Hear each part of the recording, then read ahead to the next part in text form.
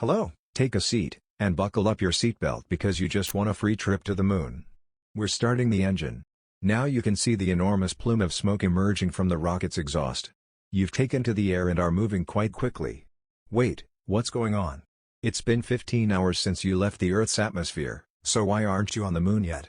Do we have the proper course? Here is the actual travel time to the moon, not what you might have imagined.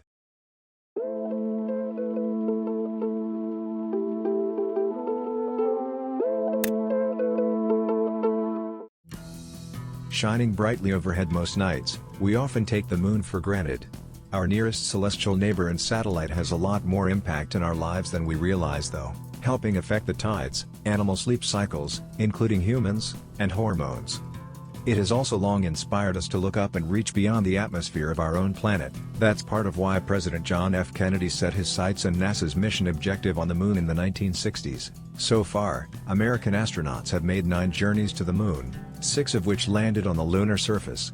Based on this data, we now have a good idea about how long it takes to get to the moon. NASA, other governments, and other private companies are now planning crewed missions back to the moon and will give us even more data about how long it takes to reach the moon. Like other orbiting bodies in space, the moon's orbit is not exactly circular, it is elliptical. This means that the moon is closer to Earth at some times and further than others. That's why we keep hearing about supermoons when the moon is closer. The point of orbit when the moon is closest to Earth is called perigee. The point of orbit when it is furthest away from Earth is called apogee.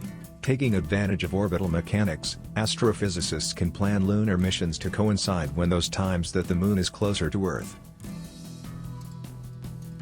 Historically, most lunar missions have taken about 3 days to reach the moon. Assuming the moon is at an ideal distance of 240,000 miles, 386,243 kilometers, away. This means astronauts travel roughly 3,333 miles per hour, 5,364 kilometers per hour, on their journey to the moon. Some uncrewed missions have taken longer in an attempt to save on fuel weight, such as China's Change missions which have taken 4 to 5 days each. The fastest ever mission to the moon was the very first one.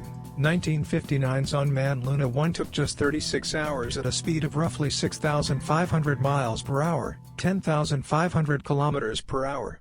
In 2006,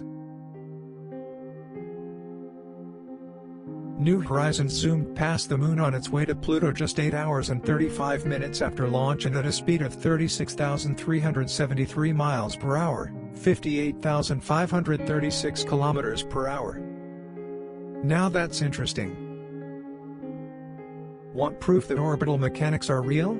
The Apollo 11 mission demonstrates that well. It took the Apollo 11 astronauts 3 days, 3 hours and 49 minutes to reach the moon. But they returned in 2 days, 22 hours and 56 minutes. What explains part of the difference? During the day that Neil Armstrong and Buzz Aldrin spent getting to the lunar surface and exploring it, the Earth and the moon moved slightly closer together. Therefore, given that the moon and Earth occasionally pass close to each other, perigee, and occasionally pass far from each other, apogee, the distance to the moon is not constant.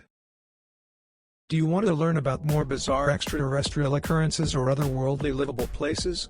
For regular updates from us, be sure you subscribe and turn on the bell symbol. Also, give this video your support by liking it and leave a comment telling us what you would bring with you on a free trip to the moon. Thank you for being here.